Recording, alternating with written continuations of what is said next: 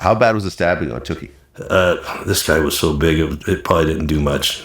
Yeah, I never saw it. I didn't see the medical exam or nothing like that. And then Taekwon Cox had to go to the yard all by himself from that point on. Well, if they're both on death row, what are they doing on the yard? They have closed-in yards about the size of this room. Okay, there's a bunch of death row people? Yeah, and they get segregated by gang affiliation or by race. Okay, does that still happen to this day?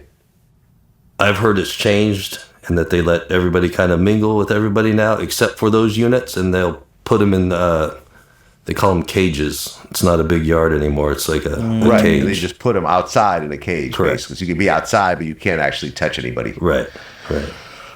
Okay, because it would seem a little crazy to put a whole bunch of death row inmates in a room together and hope for the best. Right. No, they would segregate them, that one gang goes to one yard, another gang goes to another yard, so they all would get along for the most part.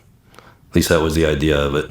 Okay, so now Lil Fee, Taekwon Cox, is now back on a yard with a target on his head. Correct. And what happens? We basically, the correctional officers or the guards, whatever you want to call them, had to protect him. Really? Yeah. But he's doing life in prison. I mean, he actually has the death penalty, but he's doing life. Right. And so he was in the adjustment center, and he could go to medical visits, and he'd go to the yard by himself. They called it a walk-alone yard.